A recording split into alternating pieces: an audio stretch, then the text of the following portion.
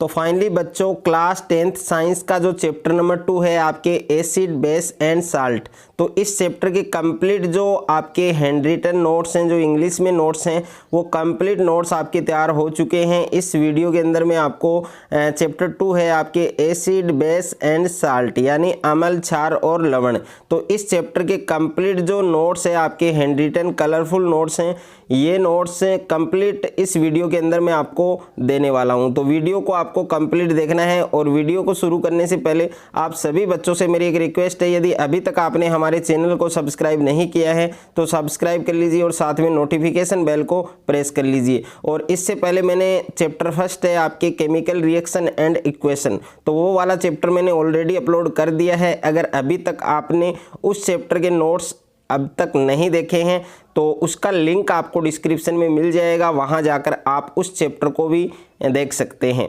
और शानदार नोट्स हैं, ये आपके बेस्ट नोट्स हैं और इन नोट्स को अगर आप साथ साथ में लिखना चाहते हैं तो लिख सकते हैं, और बट अगर आप इन नोट्स को परचेज करना चाहते हैं तो परचेज कर सकते हैं। स्क्रीन पर जो नंबर आपको दिया गया है, इन नंबर से संपर्क करके हमारे द्वारा ये नोट्स आप परचेज कर सकते हैं। यानी ये वाले जो नोट्स अगर आपने पढ़ लिए तो बोर्ड एग्जाम में आप फोड़ सकते हैं, साइंस में आप फोड़ सकते हैं, और इसके अलावा आपको अन्य कोई बुक आपको पढ़ने की आवश्यकता नहीं होगी। तो सबसे पहले हम बात करें कि एसिड क्या होता है, यानी एसिड क्या होता है, अम्ल क्या होता है। तो एसिड के बारे में मैंने जितना भी लिखा है वो कंप्लीट लिख दिया है, यही आपको तैयार करना है। और एग्जांपल आप देख सकते हैं HCl यानी हाइड्रोक्लोरिक अम्ल, और HNO3 यानी नाइट्रिक अम्ल, और ये आपके H2SO4 यानी सल्फ्यूरिक अम्ल, और ये आपके CH3COOH यानी एसिटिक अम्ल।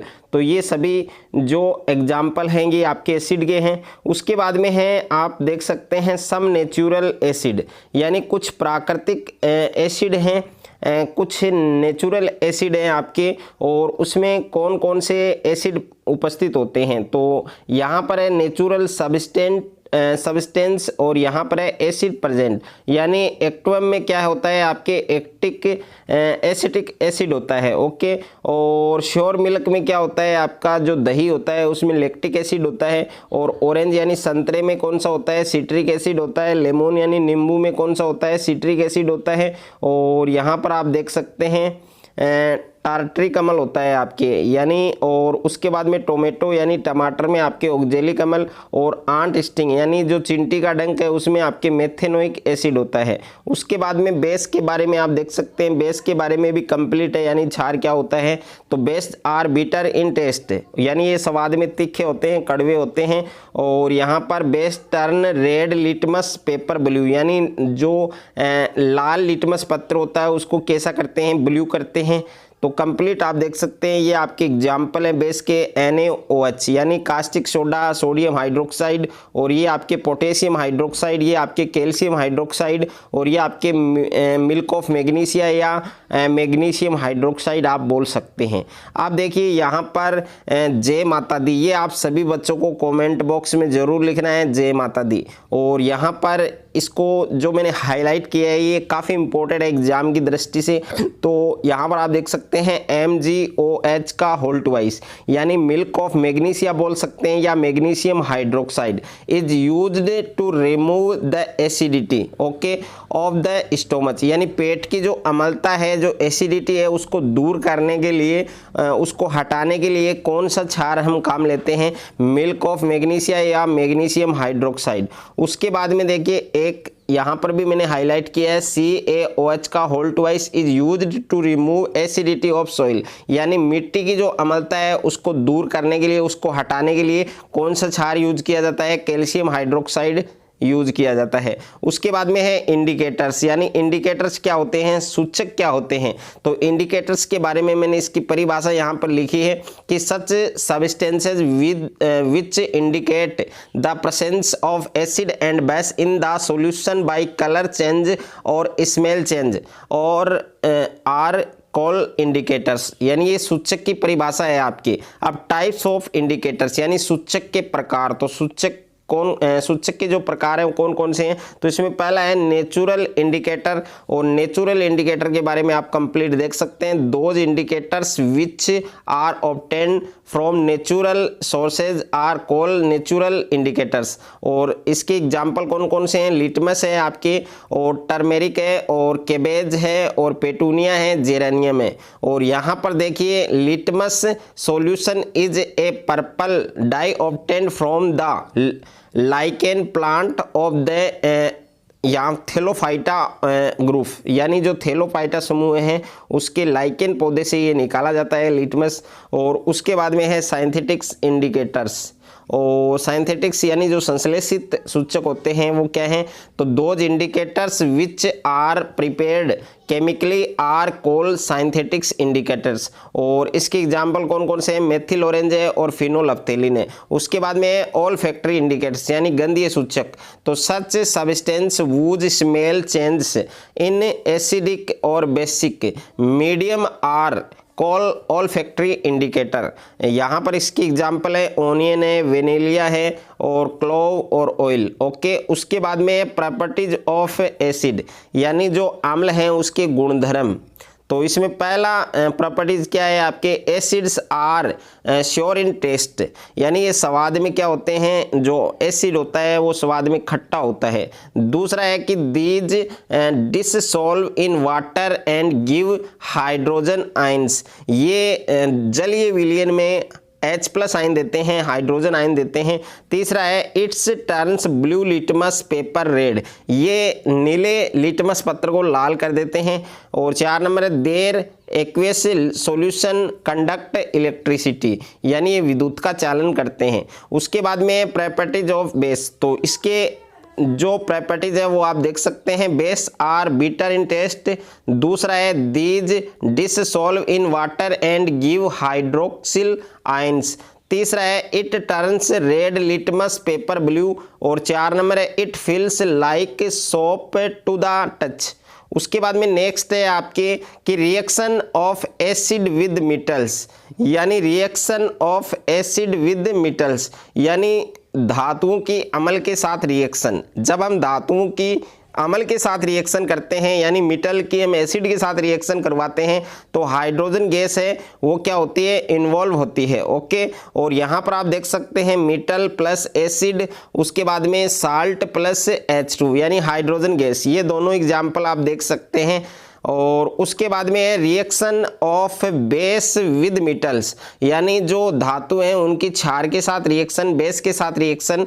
जब मेटल्स की हम बेस के साथ रिएक्शन करवाते हैं तब भी हाइड्रोजन गैस क्या होती है, इन्वॉल्व होती है। और यहाँ पर देख सकते हैं मेटल प्लस बेस और साल्ट प्लस हाइड्रोजन गैस, और यहाँ पर दोनों एग्जाम्पल इसी के दिए गए हैं। और ये काफ़ी बार ये जो रिएक्शन है काफ़ी बार एग्जाम में आ चुकी है, तो ये आपको अच्छे से याद रखनी है। उसके बाद में है reaction of metal carbonate with acid, तो यहाँ पर all metal carbonates and hydrogen carbonates react with acid to form corresponding salt carbon dioxide and water. तो यहाँ पर दोनों एग्जाम्पल आप देख सकते हैं प्यारे बच्चों। उसके बाद में नेक्स्ट है reaction of metal hydrogen carbonate with acid, तो इसमें लिखा हुआ है कि all metal carbonates and hydrogen carbonates react with acid to form corresponding salt carbon dioxide and water. और यहाँ पर metal hydrogen carbonate plus acid और salt plus CO2 plus H2O यानी जल यानी वाटर। और ये दो एग्जाम्पल है इसके, इनको आप समझ सकते हैं, बहुत ही आसान है। और उसके बाद में न्यूट्रलाइजेशन रिएक्शन यानी उदासीनीकरण अभिक्रिया, जिसको हिंदी में क्या कहा जाता है, उदासीनीकरण अभिक्रिया। यानी जो एसिड और जो बेस है उनकी अगर हम रिएक्शन करवाएंगे तो हमारे पास साल्ट और वाटर बनेगा। ओके, यही क्या है, न्यूट्रलाइजेशन रिएक्शन है। और इसके एग्जाम्पल भी आप देख सकते हैं, इसमें एसिड के लिए हमने HCl और बेस है NaOH, इनकी रिएक्शन कराएंगे तो NaCl ये साल्ट बनेगा और H2 जल बन रहा है। दूसरा है 2NaOH, ये बेस है, और H2SO4 सल्फ्यूरिक एसिड है। और जब इनकी रिएक्शन करवाएंगे तो Na2SO4 यानी सोडियम सल्फेट बनेगा, जो एक प्रकार का क्या है, साल्ट है, और यहाँ पर जल बना है। उसके बाद में नेक्स्ट है reaction of metal oxide with acid, तो similar to the reaction between base and acid metal oxide react with acid to form salt and water. तो ये रिएक्शन भी आप देख सकते हैं, इसको भी आप समझ सकते हैं। और reaction of non metal oxide with base, तो यहाँ पर आप देख सकते हैं कि base react with non metal oxide to form salt and water. तो इसमें बेस प्लस नॉन मेटल है और साल्ट प्लस वाटर बनेगा। तो यहाँ पर देखिए बेस क्या है 2NaOH और नॉन मेटल क्या है यहाँ पर कार्बन डाइऑक्साइड और साल्ट क्या है यहाँ पर सोडियम कार्बोनेट और वाटर है यहाँ पर H2O। दूसरी रिएक्शन भी इसी प्रकार से आप देख सकते हैं। उसके बाद में है आप देख सकते हैं तनुकरण यानी डिल्यूशन। डिल्यूशन क्या होता है आपके तनुकरण, तो ये तनुकरण की परिभाषा है जो आप अच्छे से देख सकते हैं। और उसके बाद में पीएच इसके लिए काफ़ी इंपॉर्टेंट है, इससे एक क्वेश्चन काफ़ी बार आता है एग्जाम में। तो सबसे पहले हम बात करेंगे the full name of pH. PH का फुल नेम क्या है? Potence hydronium. और in this pH of P indicator, यानी इस पीएच स्केल में जो पी है वो किस बात की ओर इंडिकेटर कर रहा है, संकेत कर रहा है? तो पी से हम बताते हैं पावर या पोटेंस, जिसका अर्थ क्या है, जिसका मीन क्या है आपके पावर यानी शक्ति। और उसके बाद में दो डेफिनेशन मैंने यहाँ पर लिखी है, नोट की है, जो आपको अच्छी लगे वो आप याद कर सकते हैं। तो इसमें डेफिनेशन फर्स्ट है कि the scale used to determine the construction of hydrogen ions present in a solution it is called pH scale. और डेफिनेशन 2 है कि the negative logarithm of the construction of hydrogen ions is called the pH scale. तो दोनों definition आपको याद करनी है, जो आपको अच्छा लगे वो आप याद कर सकते हैं। और उसके बाद में है नोट। नोट में काफ़ी इंपॉर्टेंट पॉइंट्स मैंने इंक्लूड किए हैं कि the higher the construction of hydrogen ions the lower will be its pH. दूसरा है the value of pH for any natural solution. जो नेचुरल सॉल्यूशन है, जो उदासीन विलेन है, उसकी पीएच का मान क्या होता है, वैल्यू क्या होती है? 7 होती है। और तीसरा पॉइंट मैंने इंक्लूड किया है the solution whose pH value is less then 7। अगर 7 से कम है तो वो एसिड होगा, आपको पता है अम्लीय होगा। और the solution whose pH value is more than 7 will be base. अगर 7 से ज़्यादा है तो उसकी जो उस सॉल्यूशन में पीएच की वैल्यू क्या होगी? 7 से अगर कम है तो वो बेस होगा। ओके। और उसके बाद में है pH value of the following solution. तो कुछ पदार्थ हैं उनकी, कुछ सॉल्यूशन है उनकी पीएच वैल्यू क्या होती है, जिसमें गैस्ट्रिक जूस है इसकी 1.2 और लेमन जूस है यानी नींबू का रस है उसकी 2.2 और प्योर वाटर है यानी उदासीन आशुद्ध जल है उसकी 7, ब्लड है यानी रक्त की 7.4 और मिल्क ऑफ मैग्नीशिया की होती है आपके 10 और सोडियम हाइड्रोक्साइड की आपके 14 और हाइड्रोक्लोरिक एसिड इसकी होती है आपके 0। उसके बाद में नेक्स्ट है आपके स्ट्रॉन्ग एसिड यानी प्रबल अम्ल। क्या होता है? Acids which produce large number of hydrogen ions are called strong acid. तो ये आपके 3 क्या है? स्ट्रॉन्ग एसिड है, इसको याद करना है आपको। दूसरा है वीक एसिड। क्या होते हैं? Acids which produce small number of hydrogen ions are called weak acid. तो इसमें वीक एसिड कौन सा है?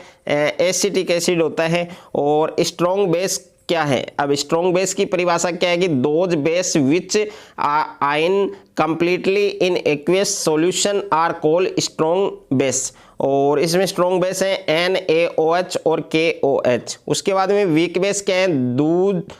Those base which are not completely ion in aqueous solution are called weak base. इसमें वीक बेस है NH4OH यानी जो ammonium hydroxide है और मिल्क ऑफ मैग्नीशिया या मैग्नीशियम हाइड्रोक्साइड है, वीक बेस में आते हैं। और यहाँ सबसे इंपॉर्टेंट है जो मैंने हाईलाइट किया है the nature of metallic oxide, यानी जो धात्विक ऑक्साइड है उनकी प्रकृति है, जो नेचर है वो क्या होती है? क्षारीय होती है। और the nature of non metal यानी अधात्विक ऑक्साइड है उनकी अम्लीय होती है। उसके बाद में एसिड रेन यानी अम्लीय वर्षा। तो if the pH value of rain water becomes less than 5.6। अगर pH का मान 5.6 से कम है तो वह क्या होगी, अम्लीय वर्षा होगी, एसिड रेन होगी। और यहाँ पर देखिए नेक्स्ट है ill effects of acid rain, यानी जो अम्लीय वर्षा है उसके कुप्रभाव कौन कौन से, इसमें दो कुप्रभाव है। पहला है when acid rain water flow into the river, the pH value of the river water decrease or of aquatic organism becomes difficult in such a river। दूसरा है due to acid rain the Taj Mahal made of marble has started turning black because calcium carbonate react with the acid present in the rain। उसके बाद में next है आपके importance of pH in daily life, यानी जो daily life है दैनिक जीवन में पीएच का क्या इंपॉर्टेंस है, क्या महत्व है। तो यहाँ पर काफ़ी सारे पॉइंट्स मैंने इंक्लूड किए हैं, ये पॉइंट्स आप देख सकते हैं। इसमें पहला पॉइंट है कि the pH range of your body remains functional between 7.0 से 7.8 if the pH value of rain water falls below 5.6 it is called acidic rain. और दूसरा है plants require a specific pH value. और तीसरा है ओवर स्टोमच प्रोड्यूस HCl, यानी हमारा जो उद्र है वो कौन सा अम्ल प्रोड्यूस करता है, उत्पन्न करता है, हाइड्रोक्लोरिक एसिड। और this acid helps in digestions of over food without harming over stomach। when there is indications a large amount of HCl is produced in your stomach due to which one experience stomach pain and burning sensation to get rid of it base like antacid are used. Okay, यानी अपच की उपस्थिति के लिए हम कौन सा जो यहाँ पर यूज करते हैं, तो ये होगा आपके एंटासिड। ओके, और 4 नंबर है आपके when the pH value of the mouth is less than 5.5 the tooth enamel starts corroding.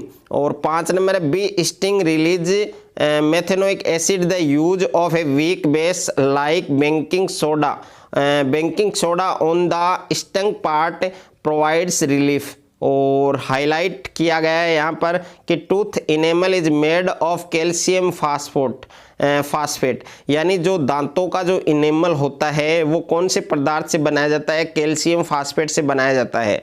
और उसके बाद में नेक्स्ट है chemical made from common salt, यानी जो कॉमन साल्ट है आपके और उनसे हम कौन कौन से रसायन बना सकते हैं। तो इसमें पहला है सोडियम हाइड्रोक्साइड जिससे हम कास्टिक सोडा भी कहते हैं। तो the chemical formula of sodium hydroxide, chemical formula क्या होता है, NaOH। It is also called caustic soda, इसे कास्टिक सोडा भी कहा जाता है। नोट है कि when electric current is pass through on aqueous solution of sodium chloride or it disintegrates and produces sodium hydroxide, this is called chlor base process, यानी chlor क्षार प्रक्रिया कहते हैं। और रिएक्शन भी आप देख सकते हैं। उसके बाद में यूज कौन कौन से हैं, तो इसमें पहला यूज है कि इन बॉक्साइट मेटालर्जरी, और दूसरा है इन पेट्रोलियम रिफाइनिंग, और तीसरा है एज ए लेबोरेटरी रिजेंट। और उसके बाद में 4 number in soap paper and silk industry. उसके बाद में है ब्लीचिंग पाउडर है इट्स केमिकल फॉर्मूला, इसका केमिकल फॉर्मूला क्या है, CaOCl2। और bleaching powder is form by the action of slagged lime, और स्लैग्ड लाइम का फार्मूला है CaOH का होल ट्वाइस, यानी भुजा हुआ चूना। और क्लोरीन गैस का है Cl2। जब हम इन दोनों की रिएक्शन करवाते हैं तो हमारे पास क्या बनता है, ब्लीचिंग पाउडर बनता है, विरंजक चूर्ण बनता है। इसके यूज क्या क्या हैं, तो पहला यूज है कि in making drinking water germ free and germs free. और दूसरा है as bleach in textile industry. और तीसरा है एज ए लेबोरेटरी रिजेंट। और 4 नंबर है as bleach in paper industry, यानी कागज उद्योग में। उसके बाद में है बेकिंग सोडा क्या होता है, इट्स केमिकल फॉर्मूला, इसका केमिकल फॉर्मूला है NaHCO3। It is also called baking soda, it's chemical name, इसका केमिकल नेम क्या है, रासायनिक नाम क्या है, sodium hydrogen carbonate. It's manufactured by using sodium chloride as raw material. और इसके यूज क्या क्या है, यहाँ पर देख सकते हैं कि टू मेक क्रिस्पी पकोड़ा, यानी जो खस्ता पकोड़े होते हैं उनको बनाने में बेकिंग सोडा का यूज होता है। दूसरा है टू रिलीव स्टोमच एसिडिटी, यानी पेट की जो अम्लता है उसको दूर करने के लिए। तीसरा है इन फायर फाइटिंग इक्विपमेंट, और 4 नंबर है in making soda water and soda base soft drink, और यानी जो शीतल ठंडे पे हैं उनको बनाने में। उसके बाद में है वाशिंग सोडा। वाशिंग सोडा क्या होता है? It's chemical formula is Na2CO3 10H2। Washing soda is obtained by of sodium carbonate obtained by heating baking soda, और ये इसकी क्या है? रिएक्शन है। और इसके यूज क्या क्या हैं? पहला है कि it is use in glass soap and paper industries, यानी कांच, साबुन और कागज उद्योग में। दूसरा है कि it is used for cleaning of in Holmes, यानी घरों में साफ सफाई के लिए। तीसरा है एज लेबोरेटरी रिजेंट, और उसके बाद में है to remove permanent hardness of water, और यानी जल की स्थायी कठोरता को दूर करने में। उसके बाद में है प्लास्टर ऑफ पेरिस। तो प्लास्टर ऑफ पेरिस क्या होता है? It's chemical formula is CaSO4 half H2O।